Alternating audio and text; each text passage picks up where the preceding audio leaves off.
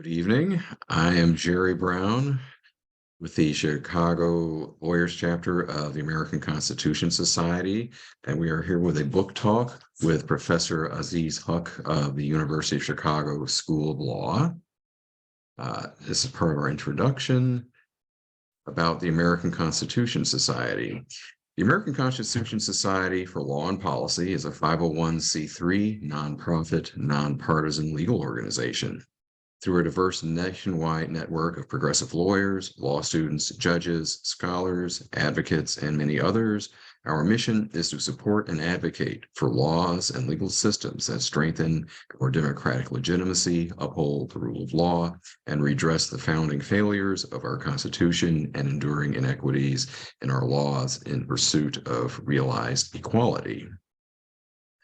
Our guest this evening is Professor Aziz Huq, and he's going to discuss his recent book, The Collapse of Constitutional Remedies. Professor Huq is the Frank and Bernice J. Greenberg Professor of Law at the University of Chicago School of Law. Professor Huq is a scholar of U.S. and comparative constitutional law. He works on topics ranging from democratic backsliding to regulating AI. His award-winning scholarly work is published in several books and in leading law review, social science, and political science journals. He has also written for the Washington Post, the New York Times, and many other non-specialist publications. In 2015, he received the Graduating Students Award for Teaching Excellence. He is an active pro bono practice and is on the board of the American Constitution Society, Press, and the ACLU of Illinois. Before joining the law school faculty, Professor Huq worked as counsel and then director of the Brennan Center Liberty and National Security Project, litigating cases in both U.S. Courts of Appeal and the Supreme Court. As a senior consultant analyst for the International Crisis Group, he researched and wrote on constitutional design and implementation in Pakistan, Nepal, Afghanistan, and Sri Lanka. He was a law clerk for Judge Robert D. Sachs of the U.S. Courts of Appeal for the Second Circuit, and then for Justice Ruth Bader Ginsburg of the Supreme Court. He is a 1996 summa cum laude graduate of the University of North Carolina at Chapel Hill, and a 2001 graduate from the Columbia Law School, where he was awarded the John Ordronaux Prize for the student graduating first in his class. Without further ado, welcome, Professor Huq. Hi, Jerry. It's good to be in conversation with you about this. All right. So yes. Next time I see you in person, I might ask you to autograph a copy for me, but we can't do that on Zoom. But anyway, your book, The Collapse of Constitutional Remedies, has received quite a bit of attention already, but among the things I'd like for you to tell us about the book, when you describe the collapse, are you referring to the post-Warren Court judiciary, or is your title sort of inclusive of the judiciary throughout the nation's history? So to put the book's claim in perspective, I think it's useful to start out with what the Constitution says about remedies. And the short answer is that it is surprisingly terse with respect to how either interests that are reflected in the original Constitution, of which there's not many, or the interests in the Bill of Rights will be protected. How will they be vindicated? When after the Civil War, the 13th, 14th, and 15th Amendment were added, the drafters of those amendments did not choose to add in further details about the mechanisms for remedies. So the text of the Constitution itself is relatively sparse with respect to how individual entitlements will be vindicated.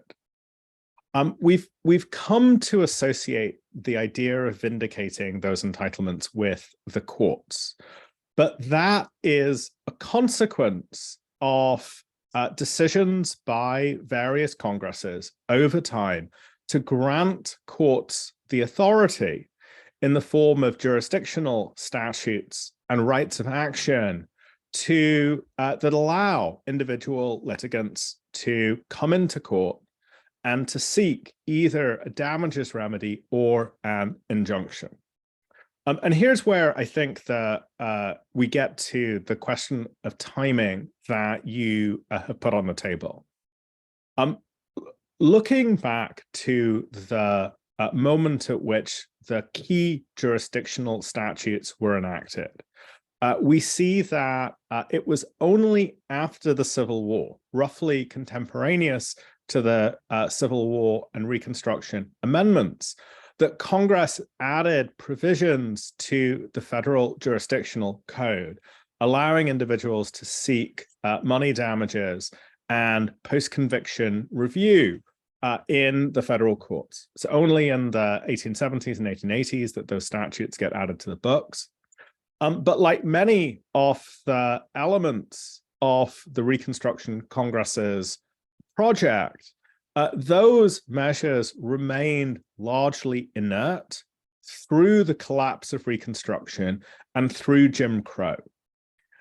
As a consequence, it is only in the post-war period, only with the era that has come to be associated with the Warren Court, that one observes changes to the way that statutes are interpreted, such that individuals can seek meaningful remedies, either in the form of damages or some kind of injunctive relief from the federal courts. So our system of constitutional remedies is really only about 70 years old. So there isn't much of a system prior to that, even though the rights were on the books. And it's that system of remedies, which dates back from the immediate post-war era, that since the late 1970s and early 80s has come under tremendous strain in the Supreme Court, and where that strain has translated into a fraying of many of the judicial mechanisms through which individual rights might be vindicated. Okay. Oh, thanks for clearing that up. So, upon reading your book and keeping in mind your title, one does note that there have been other periods in the nation's history with egregious and horrifying failures to enforce rights that were on the book. One can think of cases such as Cruikshank, the civil rights cases, the slaughterhouse cases right after the Civil War, or Korematsu in the Second World War. And I guess it does raise the question, how do you place those cases and decisions in context in light of your larger theme? So after the Civil War, Congress passes three amendments, the 13th, the 14th, and the 15th. And as you say, the immediate encounters between those amendments and the Supreme Court in cases like Slaughterhouse, Cruikshank, and the civil rights cases, most importantly, lead to what I think are fairly described as dramatic narrowings of the amendments. But it's important to say that the narrowing is substantive.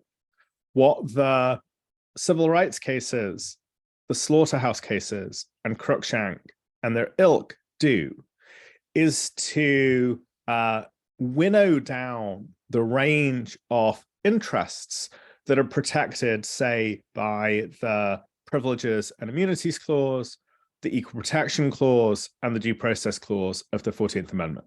So that's a process not of remedial collapse. It's not a withdrawal of remedies. It's actually a full-on withdrawal of constitutional rights. Now, I'd note two things building on that connects to your question. So the first thing is we may be in another moment at which rights get withdrawn or eviscerated through judicial action, not by the elimination of remedies, but by actually striking the rights themselves out. The most clear example of this is obviously the Dobbs decision with respect to abortion, but the Dobbs decision, notwithstanding the majority's efforts to forswear any implications, inevitably casts a shadow upon other non-enumerated rights decisions that exist under the 14th Amendment, rights to contraception, rights to bodily integrity of various sorts, and rights to same-sex marriage, right? So we may be entering an era in which the court once again is engaged in contracting not the shadow of remedies, but the substance of actual rights.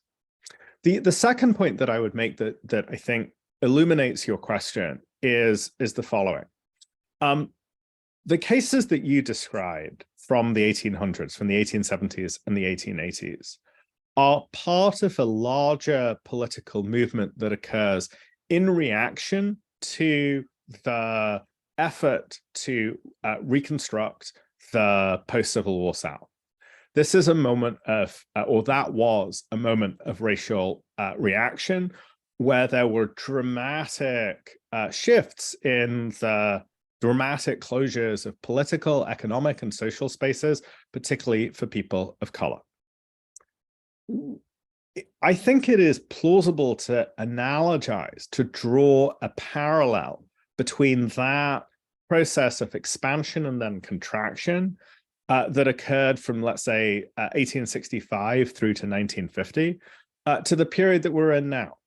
That there was a period of expansion of entitlements, not just in the context of race, but in the context of gender, in the context of sexuality, in the context of free speech for individuals who were not powerful, that occurred roughly from the 50s through some point in the 60s, some point in the 70s.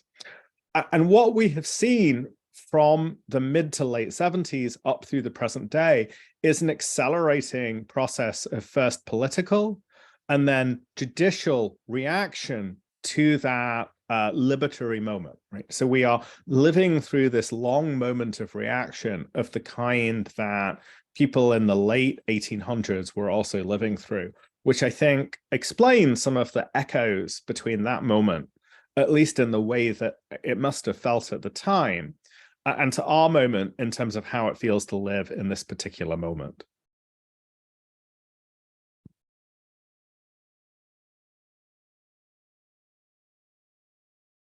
Jerry, you're muted. I apologize. Another question that occurs to me, I teach an appellate advocacy course, and we do lots of problems with qualified immunity. And they're usually almost all based on Section 1983. And I often find myself trying to explain to people how Section 1983 was passed after the Civil War, but there really wasn't any or much significant litigation under it until the Warren Court era. And can you kind of explain, or was there how that came to be, how the statute was essentially dormant for such a long period of time, and now there's such a large source of the federal court rights litigation?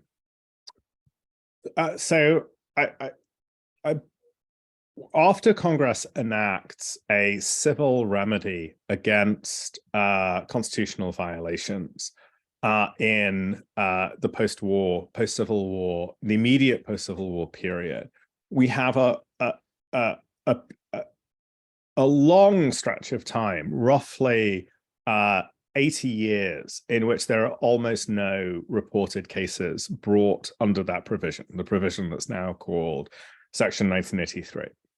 And I think that there's a couple of reasons for that. The first is, as I said, the courts in, or the Supreme Court in the slaughterhouse cases, the civil rights cases, and then stretching forward to cases such as Plessy and Williams v. Mississippi, which I think is a really pivotal case that doesn't get enough attention. The courts interpreted the promises of the 14th Amendment in an extraordinarily pinched and narrow way. And so there wasn't much by way of rights through it that could be protected under Section 1983, right? So the first point is you don't have much by way of rights that, in particular, people who are consigned to the margins of society might invoke as protections against state power. That's the first point that I would make. The second point that I would make is that for those people who are the victims of state violence, and what I'm about to say is true today, but it was even more true then. It was extraordinarily difficult for them to get into court. It was extraordinarily difficult for them to get lawyers in an era when the bar was not as developed as it is now, when there's no such thing as pro bono practice, where there are not national law firms that might deploy people across borders to represent individuals in criminal or civil cases. So there's not the bar or the network of lawyers. They don't have the resources, right? They're tremendously impoverished, right? Remember that for many people who are victims of state violence, they're either members of the industrial workforce who are getting pennies for labor, or they're in an informal economy, or they're in the agricultural sector in ways that mean they have very, very little by way of resources to go on. And there are not foundations or the like that might step in. There's not state civil aid that might step in to fill in that gap. So there are just enormous practical hurdles in this period that prevent people bringing suit. And then finally, especially in the South, there is always the specter of extra state or parastatal violence, by which I mean the various white supremacist groups that would use extra legal violence to prevent individuals from exercising their rights in the political, economic, and also the legal sphere. So there are all sorts of barriers that exist throughout that period that mean that I think make it, at the end of the day, not particularly surprising that we don't see all that much litigation. I think that the cases that I'm struck, and I talk a little bit in the book about, one of the cases that's brought by a woman, African-American woman in a southern state, who is assaulted by a police officer. The police officer takes off his belt and uses the belt to whip her. What's striking about that case is that it even got into court in the first place. Imagine the plaintiff in that case. She has to live in the same town as the sheriff.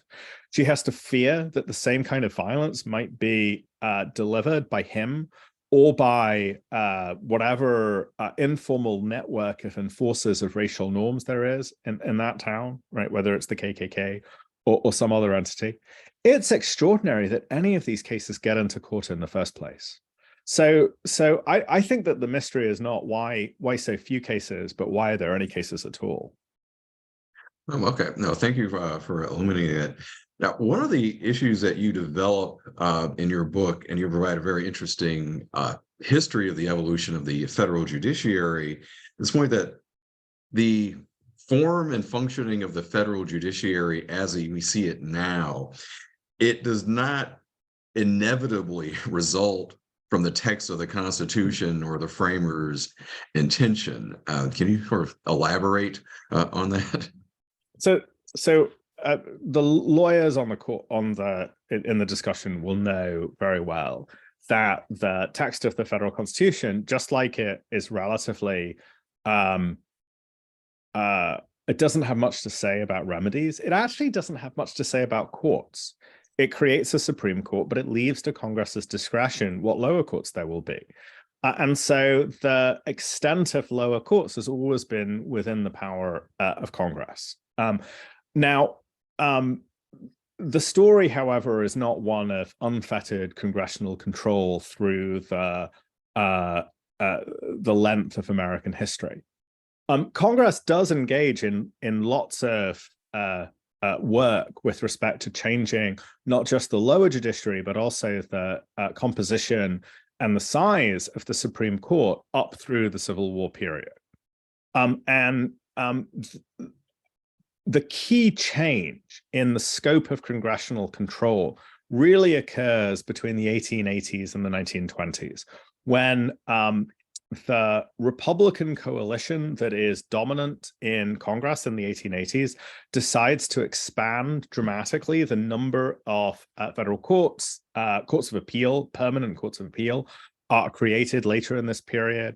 And the judiciary itself engages in a great deal of lobbying for resources, both to create administrative capacity, but also to enable the judiciary, and in particular the Supreme Court, to exercise more control over its own docket, right? And so, and Chief Justice Taft is a particularly important figure in this story.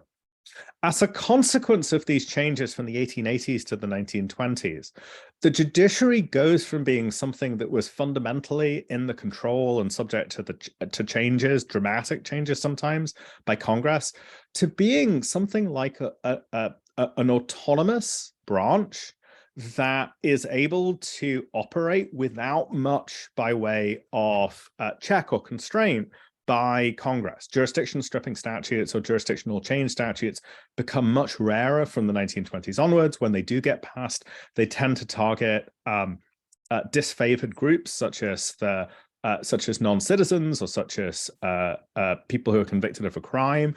And they tend, when jurisdictional stripping statutes tend to get passed, they tend not to be opposed by the courts, because the courts view them, speaking at a very, very general level, as helpful in the sense that they're eliminating forms of jurisdiction that have a lot of labor attached to them, but that aren't very prestigious, right? So if the court by the 1920s is a much more autonomous entity than it was in, say, the 1810s or the 1820s. And from that point onward, the courts are exercising a great deal of autonomous control over the way that remedial statutes will be interpreted. All right. Thank you.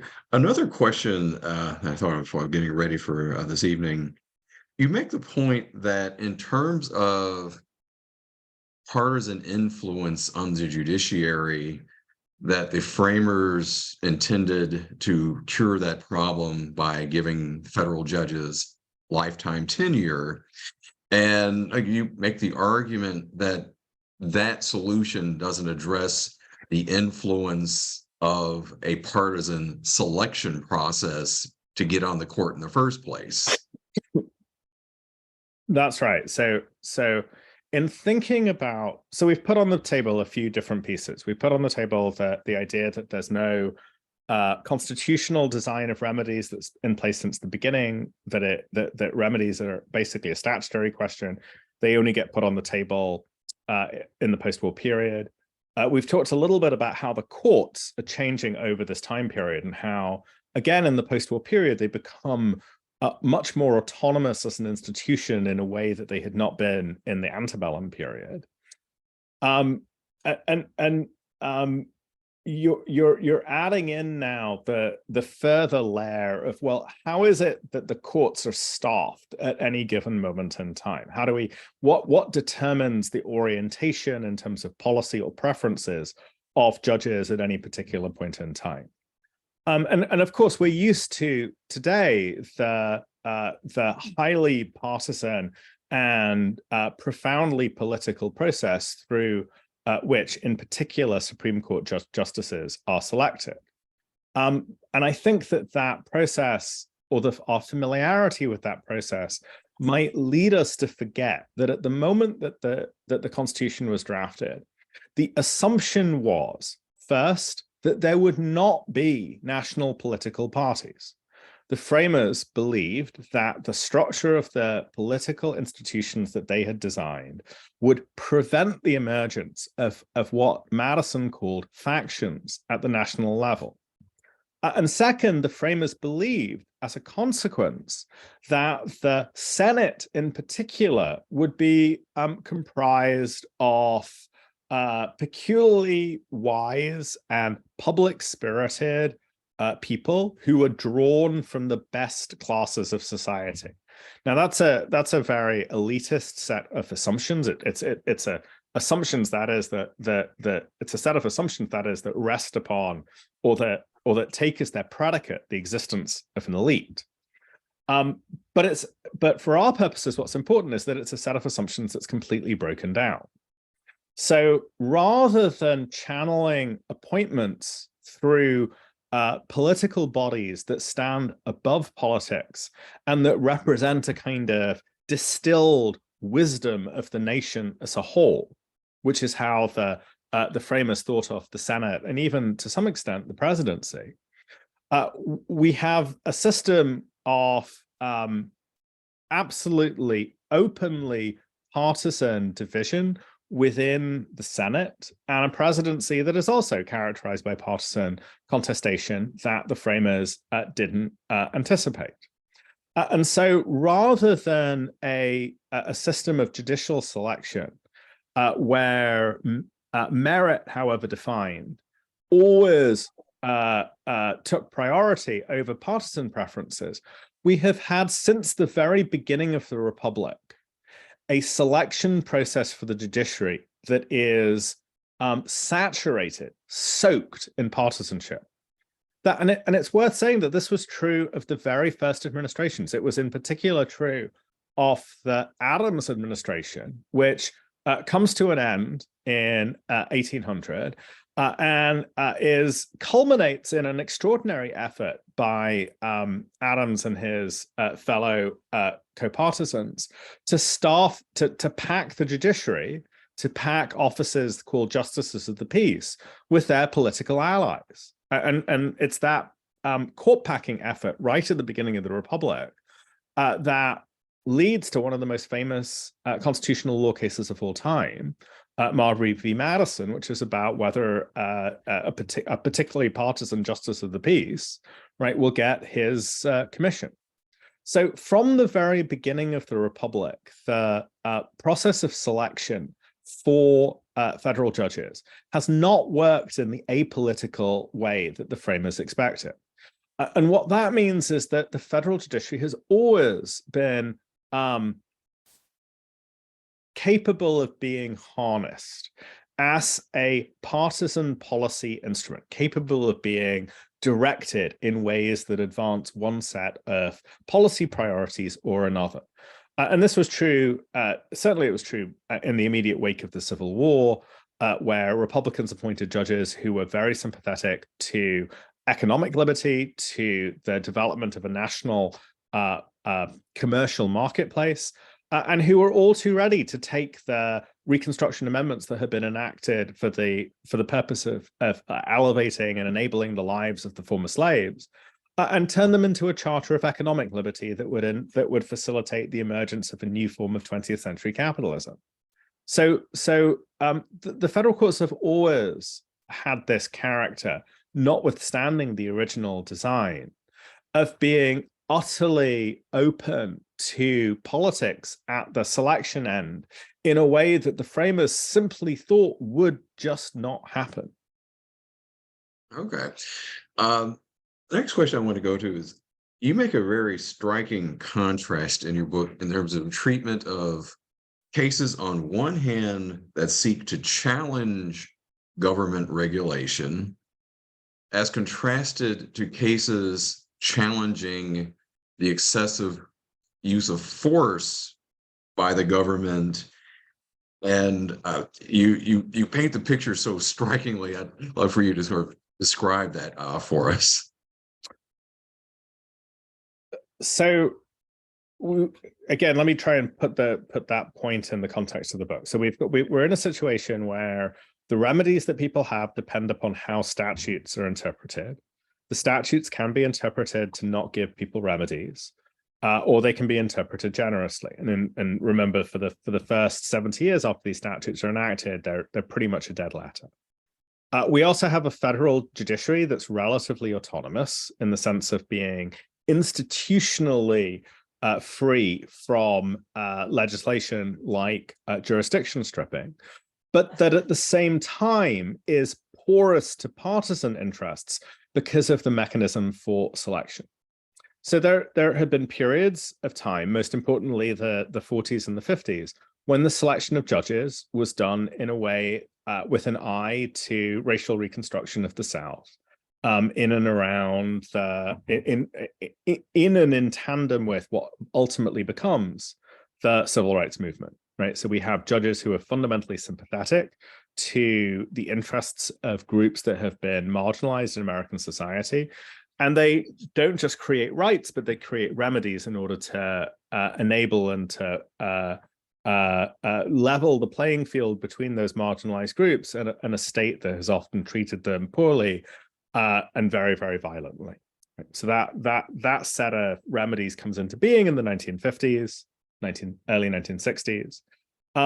And then in the 1980s in particular, with the backlash against desegregation, the backlash against the civil rights movement leading to the appointment of Republican presidents such as Reagan, we see judges being appointed to the court who are increasingly aggressively unsympathetic to the efforts of marginalized groups to seek redress, particularly against the police. And as more and more of these judges come to occupy the federal bench, and in particular the Supreme Court, the courts build up a set of doctrines. Qualified immunity, which you mentioned, is among the most important of these, that prevent individuals who are subject to state violence from challenging the legality of such action. So on the one hand, we have these judges constructing doctrines such as qualified immunity, the requirement of a right of action, the limits to the exclusionary rule, the various constraints upon the availability of post-conviction federal habeas, all as a way of limiting individuals' ability to check or to hold to account the coercive powers of the state, right? And this is coming in a context in which these judges are being appointed by tough on crime presidents who say, we're sick of having courts stop us from using the police or what have you in order to squelch criminality, to create public order or the like. So these judges are exercising that mission, and we have that now in the doctrine in a way that I think has, across many areas, led to what is fundamentally an erasure, an elimination of effective constitutional rights by a snuffing out of the remedies that might be used. So that's on one side of the ledger. But of course, these judges that are appointed from the 70s or the 80s onwards, some Nixon appointees, but it's really with Reagan that this picks up. These judges are not at all hostile to challenges to the part of the government that regulates and that lends a helping hand. And so, and this has been particularly true over the last 6 or 7 years, particularly since the Obama years, there has been an accelerating hostility on the part of the federal courts to regulatory programs. And we can debate the merits of various separation of powers arguments that are made about this agency or that agency. I don't think that they have much. I don't find them creditable, but that's neither here nor there. The simple point here is that whereas the courts have thrown up barriers to plaintiffs who want to challenge the coercive state, and in particular the power of the police, they have declined to throw up barriers, and they've even enabled challenges by those who wish to challenge the regulatory, the helping state. Here's a quick example of this from the last Supreme Court term. There was a case in which an individual brought a damages action against a federal official under a theory called Bivens. And it looked on its face like a very ordinary Bivens action. It occurred near the border, but was not necessarily about the enforcement of the border. The court in that case held that there was no Bivens remedy because there was some border-related and security-related interest that was sort of floating around in the background of the case. And that was enough to provoke the court into concern that it should not be in the business of granting damages under these circumstances. So that's a case about coercion, and that's a case in which the space for damages actions is contracting. By contrast, there are challenges to regulation where the entities challenging the regulation, the states or the companies, could not even point to an actually live regulation or even a regulation that was likely to come into force as a justification for why they had standing to bring the suit. The most important of such cases is the challenge to, or what is called often the challenge to the Clean Power Plan in West Virginia, the EPA, where people skate over far too quickly the fact that there was no Clean Power Plan in effect, and the EPA had said, we don't have a plan to immediately implement this regulatory measure. And nonetheless, the court said, well, the plaintiffs here have standing because the government has not utterly ruled out the possibility that it might one day regulate. So on the one hand, in the regulation context, the court goes out of its way to expand, to yank open the courthouse doors and to make them as wide a breach as possible into the courthouse. And in contrast, in those cases involving challenges to state violence, the court, again, does acrobatics, but in the other direction. It does acrobatics in the service of eliminating or extinguishing access to the court in the first place. So that's the very, very stark contrast. And it is quite crisply illustrated by, on the one hand, last term's Bivens case, and on the other hand, last term's challenge to the EPA's Clean Power Plan.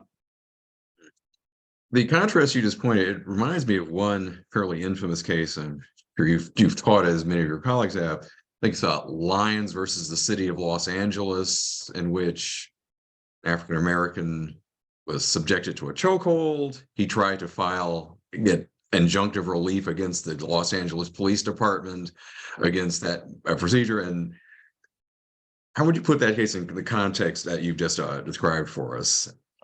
Lyons is a very important case about the availability of what's called injunctive relief. That is an order saying you, the defendant, shall or shall not do X or Y.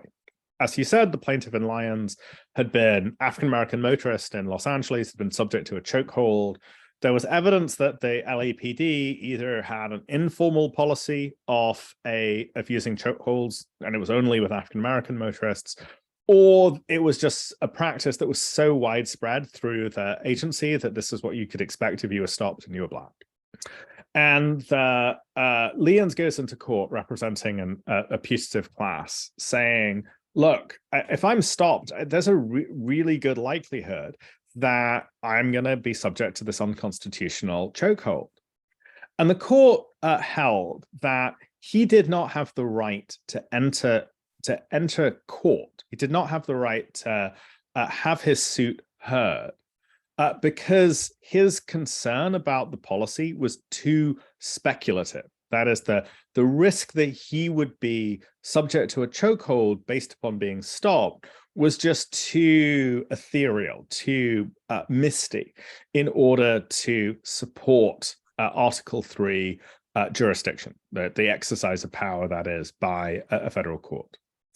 And contrast that even for a moment with the West Virginia case, where, again, neither West Virginia nor the industrial plaintiffs has actually any but the most misty and ethereal reason to think that they will be subject to a regulation. Not today, not tomorrow, but however long it takes to get that regulation through not just notice and comment, but through the Office of Information and Regulatory Affairs, or OIRA review, which is famously a famously lengthy process. So the plaintiff, the net effect is that the plaintiff who seeks an injunction because they fear for their lives does not get a day in court, whereas the plaintiff who fears that one day they will be asked to cease to produce climate change producing gases, that plaintiff gets not just an entree into court, they actually get the red carpet rolled out for them. One issue which many people are hopeful that the Supreme Court may take up is qualified immunity, which we've discussed earlier. And a few years ago, there seemed to be some indication that Justice Thomas thought that perhaps it was time to have another look at the constitutional basis, if any, for qualified immunity. do you think this court is likely to take up or revise the current understanding of qualified immunity? I don't think so. No, I think that there are good legal arguments for why qualified immunity is without justification. There are very, very good policy arguments for why it is unwarranted. But I don't see a majority of the conservative justices, and I don't see a coalition of the liberals and the conservatives banding together to dramatically change that. I think at least as the court is currently constituted, you can read the statements by Justice Thomas as little more than musings that feed into what I think at the end of the day is somewhat misleading belief that he is a consistent originalist, but that won't have any tangible effect upon the likely outcomes of the court's actions. Okay. One recent development, I think this case was issued after the publication of your book, has to do with partisan gerrymandering. As I recall, the Roberts Court, in an opinion by Justice Roberts, your Chief Justice Roberts, said that essentially the court really had no role in the question of partisan gerrymandering, and Justice Kagan had a rather forceful dissent on that point. How do you place that case in the context of the theme of your book? So the book is largely about the contrast between remedies in cases of state violence and challenges to the regulatory state. And that clearly doesn't cover the entire universe of legal challenges. The question of election litigation and what and how can get challenged in the election litigation context, I think is just a separate bucket. And Rucho v. Common Cause, which is the case that you're describing, where the court held that challenges to partisan gerrymanders on equal protection grounds were not capable of being reviewed because of a doctrine called the political question doctrine, I think has to be viewed, that the result in Rucho has to be viewed alongside the case that's currently in the Supreme Court called Moore v. Harper, which concerns this extraordinary, essentially made up independent state legislature theory, under which even state courts would not have the power to ensure that state legislatures were managing elections consistent with the rule of state law. So at least in the election law context, there isn't a consistent story of courts staying out or staying in. The court stays out when doing so advances the interests of advances interests that it thinks are worth advancing, and it steps in aggressively, as in Moore v. Harper, when it sees interests that it cares about being compromised, notwithstanding the absence of any kind of sound legal basis for the theory at stake in Moore v. Harper. So I think that the partisan gerrymandering case is part of a different story. And that's a story that's playing out in the world of election law that I think has very different dynamics than the one that I'm describing. I would like to ask you about something that's somewhat outside the scope of your book, but some time ago you wrote an article in response to the Dobbs decision and Justice Alito's language in his opinion. And then there's his recent dissent in the Danco Laboratories case regarding the abortion medication. And it's drawn a fair amount of commentary, rather critical. And I was hoping that you'd be willing to share your thoughts on the tenor of Justice Alito's dissent in light of the comments you made about his majority opinion in the Dobbs case.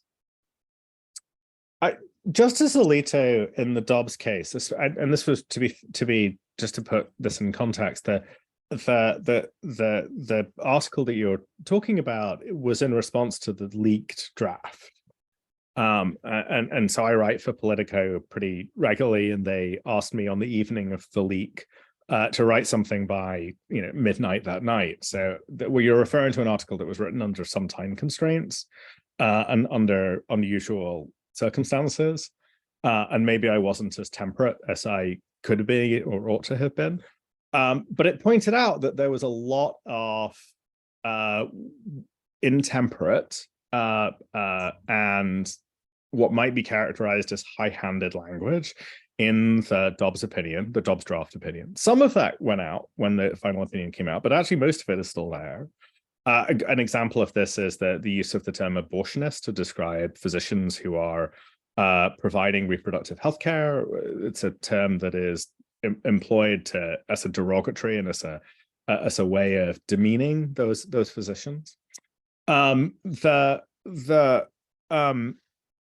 What was striking about the Dobbs opinion was the lack of even-handedness in the opinion. The fact that both in terms of the choices of particular words being used and in terms of the way that the interests were either respected and honored in the court's logic or just ignored, and even in the way that the history was selectively read.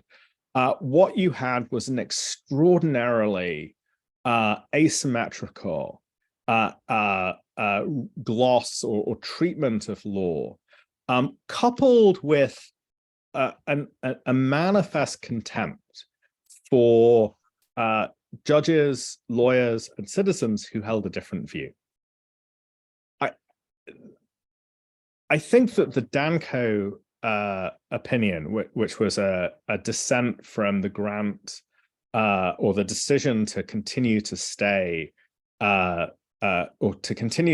district court order that would otherwise have extinguished the availability of mifepristone across the country, where mifepristone is the principal drug used for medicated abortions.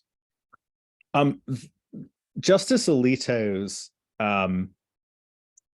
opinion there is particularly striking because it at one point says that, well, one reason for thinking that there's no irreparable harm such that a stay is justified is that there's no reason to think that the FDA will comply with a judicial order. Now, this is extraordinary. A justice is looking at an administrative agency and is saying, well, I just don't think you're going to comply with the law. I don't think you're going to comply with a judicial order. And it seems to be something that's predicated. It's not totally clear, but it seems to be predicated on a oh, you're a Democrat and therefore you play fast and loose with the law, whereas I don't.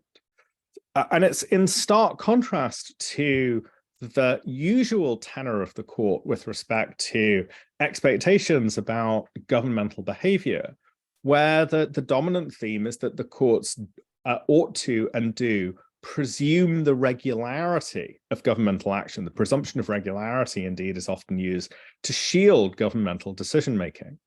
And so you have a justice here that has embraced the presumption of regularity, embraced deference to the government when it suits him, going out of his way to cast foundationless shade upon a government actor when it suits him.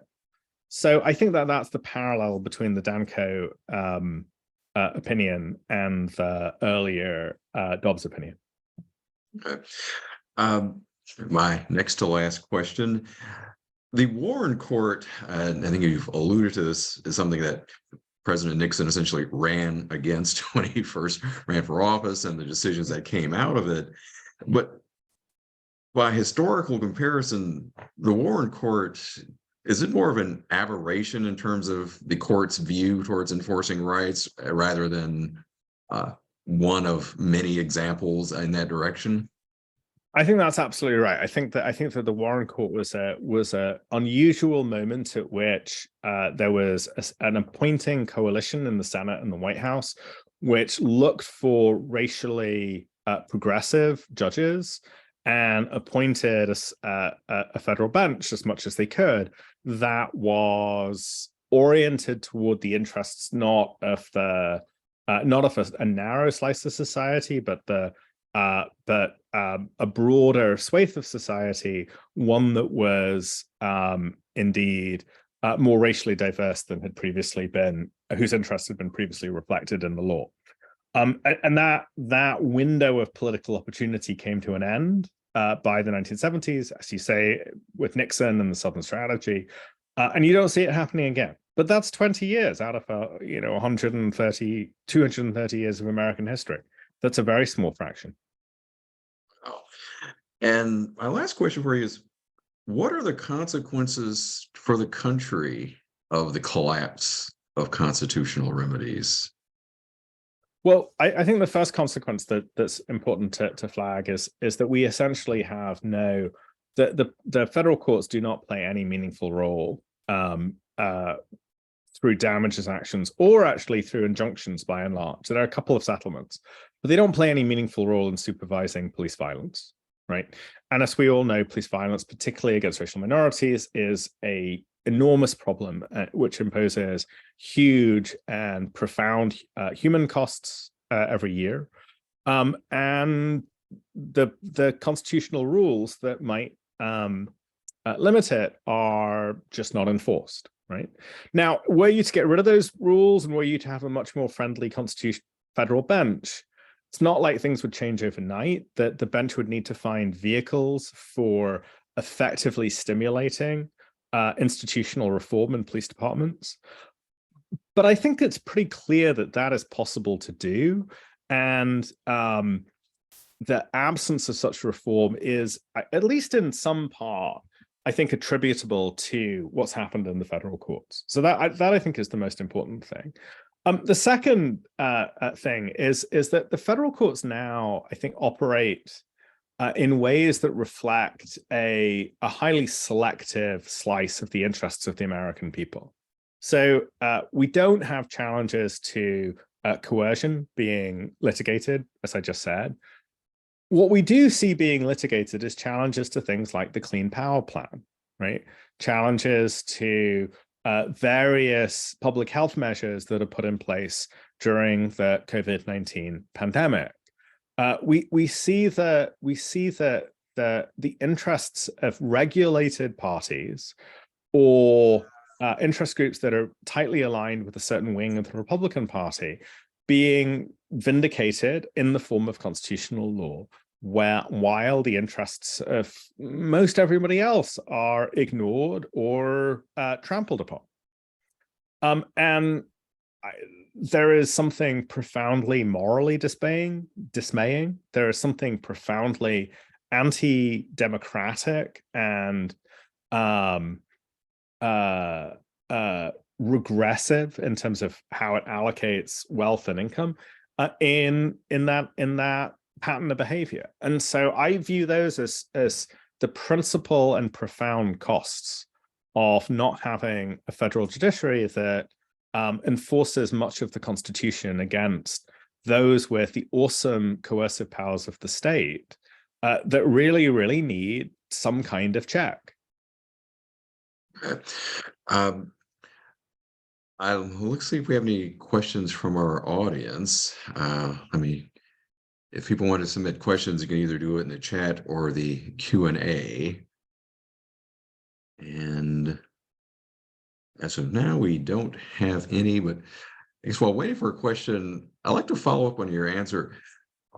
As a law student, when I studied Brown versus Board of Education, one thing that was not included in the presentation of the case was the fact that the State Department had actually done an amicus brief in which it argued that segregation was undermining the nation's ability to conduct its foreign policy during the Cold War, and that there are some people for whom winning the Cold War was just such a priority that some would argue that that's what finally moved some rather powerful people to change their view or their lack of regard for what was going on in the South. And we don't have anything a circumstance quite like that now. But do you think that's an accurate description of what helped contribute to the result in Brown versus Board of Education? I I think that there's now a persuasive historical literature that shows how important the forces that you're describing were, and I think that the both the State Department but also the White House were very, very influential in pushing both the individual justices and the lawyers in the government to litigate cases like Brown and decide them the way that they were decided. And I think that without the Cold War background, it seems to me unlikely that you would have seen Brown play out in the way that it did, at least in terms of the initial decision.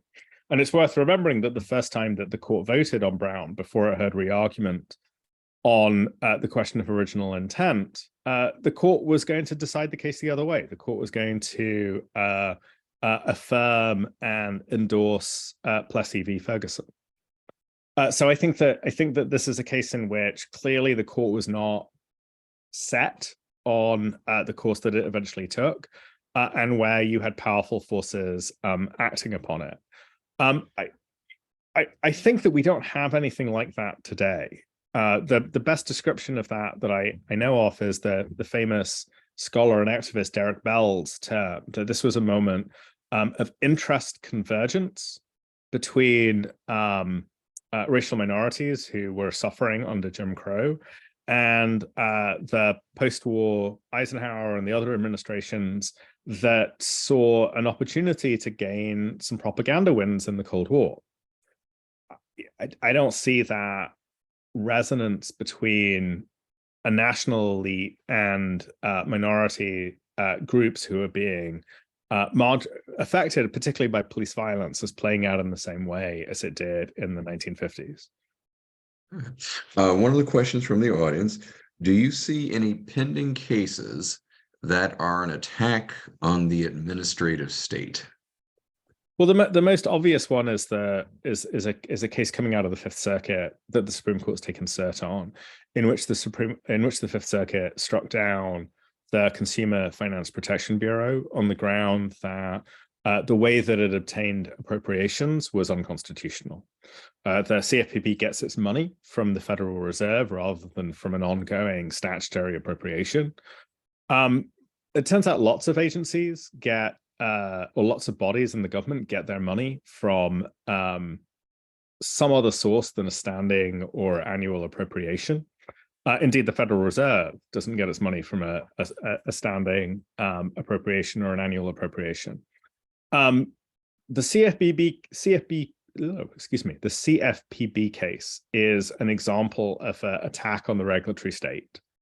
It's an important attack. It's the CFPB obviously been the object of much ire over the last decade from the right. What's interesting about that case is that although the Fifth Circuit tried to cabin its ruling, it's really hard to see how that ruling stays limited to just the CFPB. And one of the most, I think, striking logical, if not textual, consequences of that opinion is that it might lead you to think that the Federal Reserve was unconstitutional. And so I wonder whether with that case, this is it's an instance of sort of the dog chasing after the postman and accidentally latching onto the tailpipe of the postal van and then not really knowing what it's got its teeth around. Okay. And I guess this will be our last question because we're coming at the end of the hour. What have the approaches been to value abstract violations of constitutional rights as damages, e.g. the value of unconstitutional search and seizure? And then have there been attempts to put a dollar amount on the trade-offs the court has made in refusing to provide certain remedies to violations of constitutional rights? I think the answer to the second question is no, and I think that maybe informs the first question too. The court routinely limits the availability of remedies on the ground that doing so is justified on all things considered, what's good for everybody grounds. And so limits on, for example, the exclusionary rule, limits upon damages under Section 1983 are justified in light of a concern about chilling official action. The court, however, has no information on whether official action, for example, illegally obtaining evidence, actually has any public safety benefit. And it has no information about whether altering the rate of damages or the availability of damages has the effect of changing officers in the field behavior. It may well be that the prospect of damages is just too far down the road. And in any case, the damages are most often paid by some other actor, like the department or the municipality. There's no reason to think that the officer is going to be directly chilled by the damages, by the prospect of damages. So the courts, so it's the court's jurisprudence here is built upon this edifice of assumptions about the way the world works, for which the court has fundamentally no evidence. And I guess that the other thing that the question might be understood as is asking, well, do we know, what the evidence is for the costs that are created or the costs that are avoided by the course that the court has taken? And here it's really hard to know again. We do have a pretty good sense of the scale of very serious police violence, but we don't really know how common less serious forms of police violence are. And so it's really hard to put any kind of an estimate on what the costs of that behavior is. All right. Well, we are at the end of our time.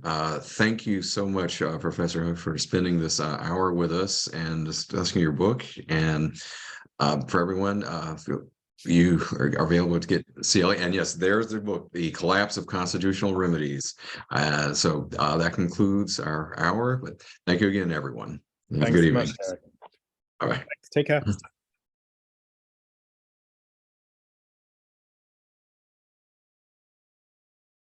Okay.